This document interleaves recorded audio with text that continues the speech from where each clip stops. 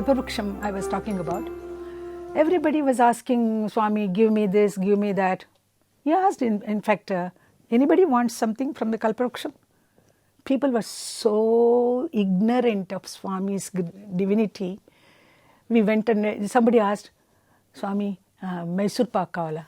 Swami, idi laddu kavala. It was so silly on our parts. He plucked 4 fruits from the Kalparuksham tree. He took his handkerchief and then put those 4 fruits and then bundled it. And he just looked at everyone. To whom should I give this bundle? To whom can I trust? That was the word. Whom can I trust?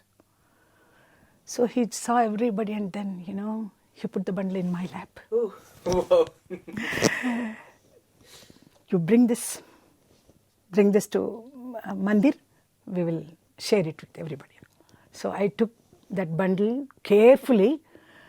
I was so thrilled. Swami trusted me. So I took the bundle, gave it to Sheshgir Rao. Following day it was cut.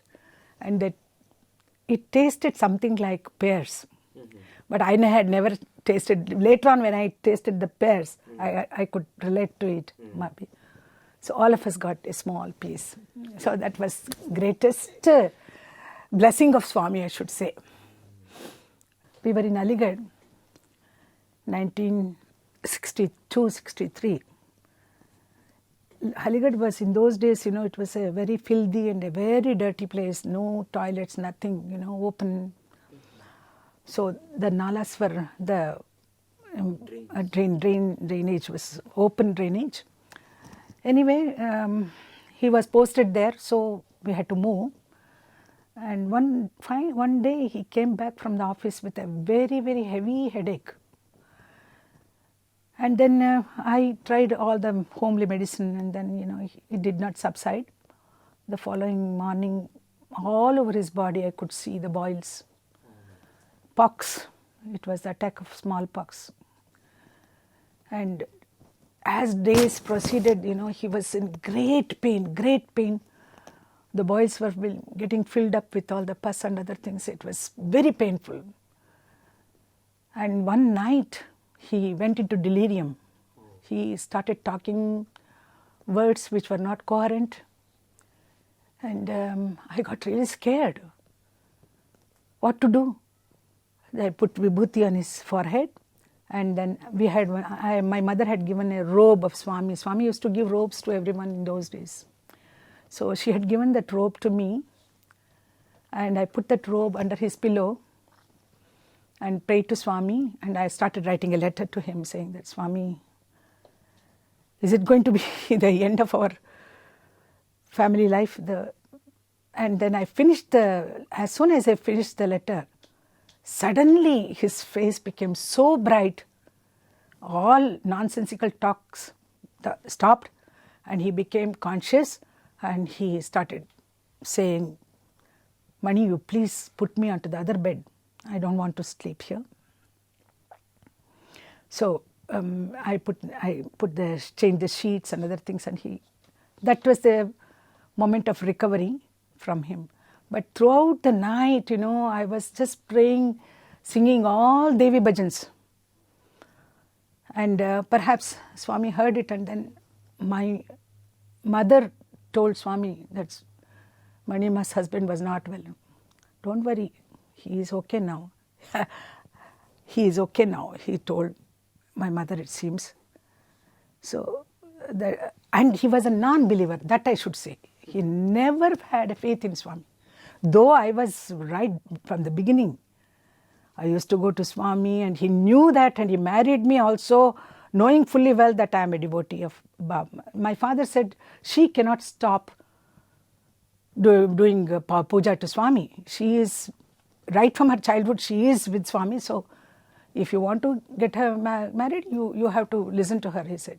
My father had promised. Anyway, for 13 long years, he never believed in Swami. As I told you, in Vasvi Dharmshala was so close to our house. He comes there and then my husband stands there and then Swami is sitting there. If that chance, we will lose. He never came inside. I was feeling very bad. So what happened was, in one of the interviews for our in that small room, the opposite room, it was a Path Puja room. Path Puja room. Yes. So we used to go there, and my friends and everybody, they all got married, and as soon as they got married, their husbands immediately came to Swami's fold. Immediately. As a couple, you can do the Path Couple they did, but I was alone on that day. I started.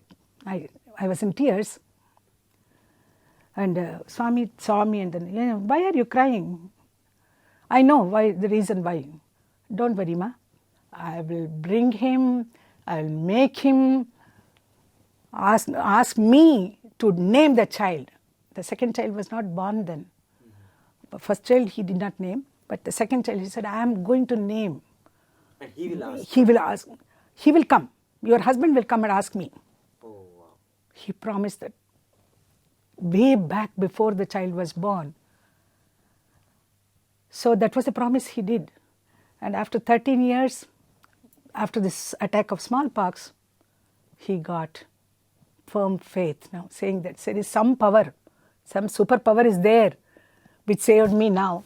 So he said, he started coming to Swami and started believing in Swami.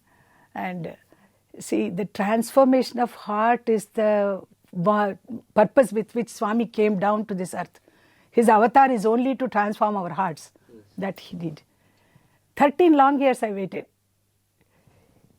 Did he narrate what happened to him in that moment when the recovery happened? You were praying, but after that he had faith in Swami. Not suddenly. He developed faith later on a little bit. Oh, I was very sick. And how did Swami has saved me, my family. That feeling came to him. Then it was a very, very hard way which he learned his lesson. Because he was going through so much pain. Through so much pain. Anyway, that was that promise which he did. He gave an interview. We were transferred to Delhi. Before that, I was praying to Swami. Swami, I had to name my child to put her to school. When are you going to name her? In Bangalore we met after the Akhand Vijana. He said, no, I'm not going to do it now. Your husband should come to Parthi. Oh, we had booked our tickets also to go to Delhi. Last day when we were sitting in the crowd, everybody is called for interview, not me. Swami, the previous day what I did was, I wrote a letter to Swami saying, send it with Venkama, Swami's sister. Okay. Venkama took it very kindly. She showed it to Swami. Swami read it, it seems, and then following day, almost everybody was called in. The last moment, before he entered the room, one step inside and he came, come, you people who are going to Delhi. Oh, that was really trying moment for us. And then he gave such a beautiful interview for half an hour, advising me and my husband how he used to be very, very angry. You should not get angry, he told him, because blood pressure will go up. And for me, he said, always you take out the old things and then fight with him. Don't take it out like that, he advised me. And then Swami, you have to name my child. So my child was only 5 years, she had, without a name. We used to call her Papu. And then he called her and he said, what name do you want? He said, she said, Swami Lalita. The girl said? My daughter said, Lalita. She said, Lalita is old name. You keep Geeta Lata. Lata is a creeper. Your father-in-law reads Bhagavad Gita always. So let us name her as Geeta Lata, the creeper of the Bhagavad Gita. Then that was a beautiful, beautiful interview. I'm really grateful to Swami for having given me that kind of closeness to Swami. And then he has kept us still now. That is the greatest